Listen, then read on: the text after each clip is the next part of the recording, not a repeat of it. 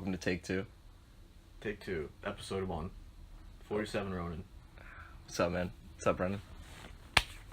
Hi, I'm your host here, Brendan Ty, and my first guest on the show is Mark Carosa. Mark, what are you here to talk about? I would consider myself more of an active member than a guest. But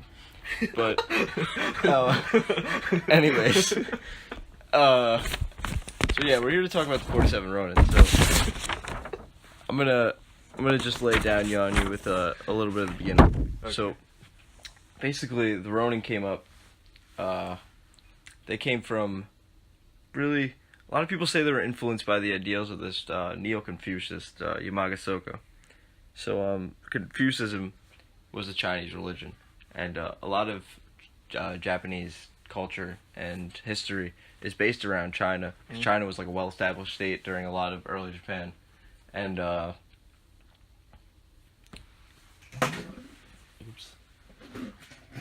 so Yamaga Soko didn't want to borrow off China like Japan was doing, so he decided that he would come up with like a new type of Confucianism that centered around Japan and like Japanocentrism. I know you couldn't see those air quotes, but like it was focused around just Japan being the new center of Asia, and this is like an ideology that you'll see all throughout a lot of the Meiji Restoration of Japan. So that's like when Japan became an imperial government during leading up to World War II and like World War One. So Japan at the time was ruled by the shogunate, and the shogunate was like a samurai military dictator that ruled over the land, but the imperial family was still there.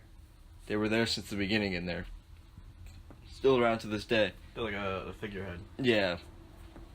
And they were always in the background, but the shogun had like the majority of the power since around 12th century, the late 12th century.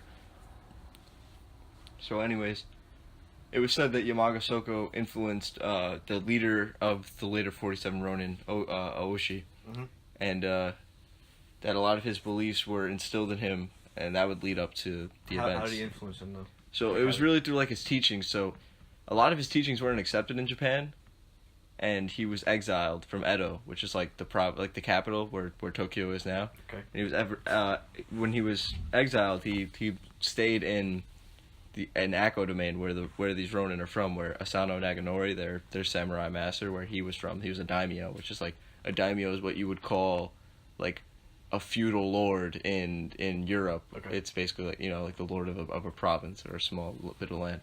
And so anyways, the shogun, he was a Tokugawa.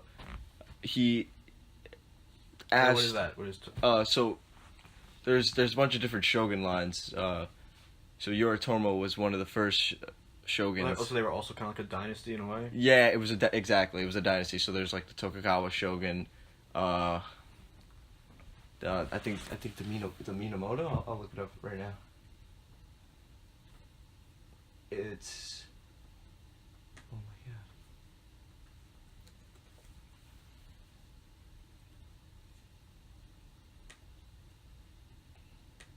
There's the Kamakura shogun. There's the Heian shogun, the Ashikaga shogun. There's a bunch of shoguns. So they were like different samurai families, different samurai clans that came up into the shogun. So there were like a lot of wars during a lot of early Japan where different samurai families fought for the title of shogun. Okay. And so the imperial family was like kind of in the background for a lot of Japanese history. Like in the beginning, they were like the central power. Then after like the 12th century onwards, except for like a brief period called the Kenmu Restoration, they never really came into power again. Okay. But anyways. Wait, what happened there? Like, what was the reason they came back into power? Oh, there was a small revolution. There was like a period where there were two governments. It was just like a big mess. That could be like a whole nother podcast. Okay. It's a lot of stuff. I mean, I could talk a little bit about it, but it's Let's just say it in 10 seconds. Yeah. We're in the elevator. Like we're going down the elevator. Okay, so basically, the aristocrats, they came back into power. just for a brief amount of time, and they tried to put in a lot of reforms that kind of kept the imperial government back up there. But in the end, the samurai they got upset because the imperial government didn't reward them. Okay. So the samurai that did fight for them in the beginning just turned on them and fought them and beat them in the end. Gotcha. So, anyways, so the leader of these later 47 Ronin, Asano Naganori, he would be tasked by the shogun with being the master, with like entertaining imperial guests. So he needed like a master of protocol, which was this guy Kara Nosuke, and he would oversee and teach Naganori about like how to do the right ceremonies and rituals and stuff in order to receive the imperial guests. So like there wasn't shame on the imperial on the shogunate, and it wouldn't like affect their power or anything, but it would be like a. So this reflects bad on your country. Yeah, it's like bad karma and stuff. Okay. Not that they use karma in their religion, but like that kind of like deal. Yeah, I gotcha. But so the minute these guys saw each other, they didn't really like each other, and in the play it said that Kaito was trying to have sex with Asano's wife, like trying to write her poems and stuff like that, and they would go back and forth. Kaito thought that Asano should pay him for the services he was giving him, but Asano thought that it was just like his duty as a master of protocol to teach him, and that was like a big problem too. And anyways, it was said that in the Shogun's Palace, in the play it says this, but it's kind of be taken with a grain of salt. It's been like heavily adapted over time. They like make the people out to be mystical and things like that, so it's not really, it's like almost like a Shakespeare play. You don't really read it as fact, but it's kind of accurate. Why would they glorify them though? Oh, that's like has to do with like the imperial Japanese government. So during the time of the Meiji Restoration, which is around like the late 18th century when the imperial government came back to power, they took power from the last shogunate. They started to modernize Japan, and they were like really Western. They were kind of Westernizing Japan, making them almost like like the modern Western countries at the time. So they took the ideals of Yamaga Soko, which he was like said to have taught the Ronin. Yeah, you mentioned him before. Yeah. So he came in. Why'd he teach them? Was that common? Oh, like the family took him in and were like, "Oh, you could be our like family teacher," because he was like a prominent like Confucius, and like they knew he got exiled, but like it didn't really matter. They can take him in and like teach. He just wasn't allowed in the city to teach there, and so since he was with these Ronin and he taught with them for so long, and like the deed they committed, the government was thinking like, oh, look, Yamaga Soko was with these Ronin. He taught them the way of the samurai. Like, look how they avenged their master. Look how they showed him undying loyalty in the end. Like, that's how you guys have to be. That you guys have to be show undying loyalty. We gotta cut that. You just gave the end. We gotta cut that. We can. I mean, everybody knows about the Ronin. Okay. That's like a common thing. It's not like a spoiler. This isn't like a movie. We gotta cut this now. Why? This is funny. All right. Okay. Yeah. All right, okay. So, anyways, yeah, spoiler. The Ronin killed. The Ronin avenged their master. That's why I hear about it. So, anyways, like the deed that they did, it was just thought that they would be like the embodiment of the samurai. Okay. But anyways, in the Shogun's palace, it was said that like the Kaira sent one last poem to Asano's wife, and Asano sent him a poem back, and Asano didn't know that was going on in the background. Like, he had no idea about this. Apparently in the play. I don't know, about in person, or if this even happened in person, but Asano's wife basically told him to like go fuck off in like a poem. Okay. And Kairo was so mad that he kept like bantering with Asano until he just pissed Asano off so much that Asano drew his sword and he went to kill Kairo, but one of his samurai, Asano's own samurai, he didn't want him to like kill Kairo, and then he knew that Asano would be killed himself, so he held him back and he didn't get to like land a blow. Okay. So since he drew a blade in the Shogun's palace, he was arrested and they ordered him to commit seppuku. It was like, He's almost better off just doing it. Yeah, exactly. It was kind of like pointless in the end, but yeah. That's why that guy, like in the play, he's like begging the Ronin like to be with them. Like he's like their honorary member, but he like was never there. That's why it's like in a lot of like the articles that I read, like the really like scholarly articles and stuff, they say like the 46th Ronin and like the one like honorary member because he was like they didn't really make him a Ronin until the end because he like kind of proved himself that he was like made up for himself. Gotcha. And there was also another person who wasn't a samurai at all. This is also in the play, but this could have been true too. And he wasn't a samurai at all, but he was like a loyal like member of the Asano's family, and he wanted to be one so bad, and they just like denied him because he wasn't a samurai. It's just like they didn't see him on the same level as they saw like themselves. Gotcha.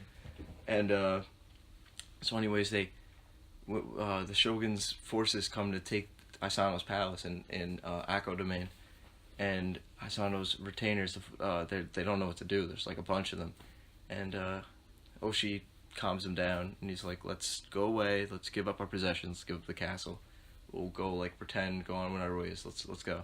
So they all leave, and he takes the 47 most the 46 most loyal ones, and they go out of like it could have been like hundreds. I didn't really like see an exact number, but it could have been like samurai had so many vassals because they didn't work, they didn't do anything except fight, so they needed like a lot of land, a lot of just like people who are trading and stuff. That's why like samurai later on kind of fell because they'd never paid for themselves. Oh, I got you. They were and that's it's weird. The only reason they're able to sustain themselves is by other people. Yeah, people. exactly. That's why like later on in Japan, you'll see that a lot of the time they would send the samurai to fight each other because there just like wasn't like enough money to like keep them all at bay, so they would just be like, all right, let's just have them fight each other. How long did they live? Were they like?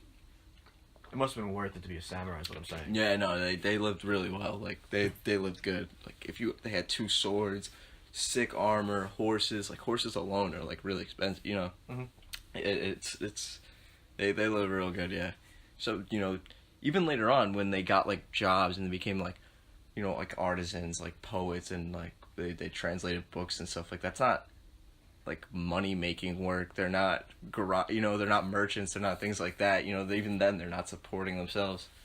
But anyways, so they go out and he gathers the 47 most. Yeah, and so they all decide to like go away, pretend to be like done with getting vengeance. Like, not that they thought that they were gonna get vengeance in the first place, but that was just like generally suspected of samurais to like avenge their master.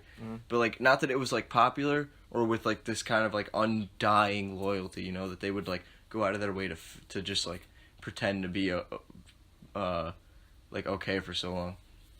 And Oshi, he would like leave his wife, leave his kids, and be in brothels. They thought it would happen immediately. Like they thought if they were gonna attack, like they would have done it by now. Exactly. The guy Oshi went to like brothels and stuff, and he was like messing around with prostitutes, just like drinking all the time, just like trying to pretend to be like done with everything, just be done with being a samurai. Like a bunch of samurai that were like members of retainers of Cairo, they came to check him out to see if he was actually like done with this or if he was faking. And he convinced them like he was just such a drunk, just like all over the place, like chasing whores and stuff like that. Just like being an asshole. And so they reported back, and like one samurai spit in his face. And disgusted at him? Yeah, just so disgusted that he would like stoop to that low and like not avenge his master. Yeah. And so after like a year, Kaido lowered his guard because he figured like, all right, they're not gonna attack me, like they're all on their own ways. So Oshi, like, he learns of this, and he gets all his men, and they go to this place where they've been stocking weapons for a long time, right outside of Kaido's castle.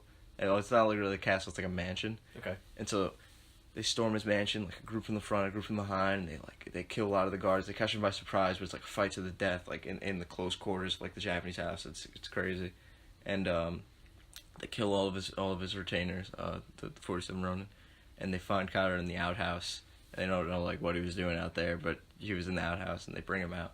And Oshi asks him to kill himself with the dagger that Asano killed himself with, because it's like it was seen as more honorable to go out by like your own hand, because like you're a worthy samurai than somebody else's. Gotcha. Like, so there were some times in battle where if you were slain by like a regular foot soldier, that you were like weren't buried with rights or anything like that, because you were and like that foot soldier would be like hero, like a hero or something, because he killed somebody above his. It's cool. Would he get promoted? Yeah, he would get promoted. Yeah. Oh, cool. That's how like a lot of people, like some, not a lot of people, but like some It's like a people way in to, became like, samurai. become Yeah, a samurai. exactly. It's like a way in if you really didn't have a way in, but then like you have to be like with a family and stuff. It's like a long process. It's not like they were just like in a samurai and they were like made it. Gotcha. Like they would have to be like kind of adopted into a family and stuff. But it was like a way of prestige. Like if you didn't have a family around, you really didn't have anything. Cause you needed like land and power and stuff. So were they all like, not like related, like very close, but like were they like sort of like sort of like a tribe, or were they like mercenaries? Think of it how you would think of like European families during like the feudal times. It's very, very similar. Like, you know, like not that they would marry cousins, but like they would marry like, you know, like, oh, this daimyo, you know, the daimyo was the leader of the province. They'd be like, oh, I want to marry off like one of my daughters to the guy from this daimyo, and you know, now we'll be cool, and he won't want to go to war with me. It was like that. It's the same thing. Gotcha. Like that. Yeah. So he offers him to kill himself, and he doesn't take it. He doesn't think they're gonna kill him, and Oshi cuts his head off with the dagger that Asano killed himself with, and they bring the bucket. They bring a bucket with Kairo's head in it to Asano's grave, which is in Edo, and they offer it up as like a tribute, and they await the shogun's response. And the shogun responds, and a lot of people like supported them because Kairo wasn't like a public asshole. Like everybody knew nobody liked him, and they didn't really like the decision for Asano to kill himself because everybody knew what like Kairo was doing behind his back and stuff. Yeah. They thought it was honorable. What the 47 did. Exactly. And but like the shogun really suppressed that because they weren't going to take like blatant disobedience to them because they told them not to go after Kara. But anyways, they're all ordered to kill themselves, and they do, and they're buried right alongside their master. And like the samurai that spit on Oshi, he like was later like quoted as saying like, "I'm so sorry that I ever spit on him. That was the most disgraceful thing I've ever done." Because like he didn't even like realize. He was disgraceful. Yeah, like exactly. And later on, like the shogunate would really like suppress their legacy. Like there was a play written a year later, the Chusengora, and they had to like use different names, and like they couldn't really like tell the whole plot and stuff, and like they had to kind of paint them in a bad light. But over time, they were like embezzled, and like different characters were added, and stories were like blown up and stuff. So now it's like a whole different play if you read it. And the Japanese government, like we were saying before, like the imperial government, used that story to try to like just push it on the Japanese people. Like it was like read in schools and stuff like that. Like there were so many philosophers talking about it. It was, like comparing like the loyalty that they had to their master to like the country though. Like, yeah, whole, like, to be loyal to the country, like die like this, like they, that's interesting. That's like, why they like, were kamikaze. Yes, that's why they were so like fervorous. Like it's crazy to think about. Like like it's a whole different like worldview. Yeah, like some Westerners were like who went there were quoted as saying like they deify these men like they were saints, like they were like they were gods. Like it's crazy. It's just it's a crazy concept how like these men who committed the sacrifice like just for their master, they didn't want to like not that they didn't want to, but like they had no idea the message and the later on implications they had. Like would they have agreed with it? Like would they have thought that what the people were doing for their country as a whole was okay? Like maybe possibly like do you I don't know, just like the message that they made was just it literally helped shape an entire country. Japan, they were pushing this idea of Japan as this like we are the masters of Asia, like China, we let China influence us for so long, now we will influence them. And that's why they had so much public support for moving into China, for attacking Korea and things like that, for that greater East, that whole sphere of influence, like increasing that in World War I and World War II, and it's insane to hear about like just how this one small incident in this one province in Japan like impacted an entire country. Yeah. It is. Yeah. Thank you. Good episode. Thank you so much for all your support. If you like this style of episode, please leave us some suggestions for future type of podcast episodes in the future. Thank you so much from everybody here at Terribly Drawn History.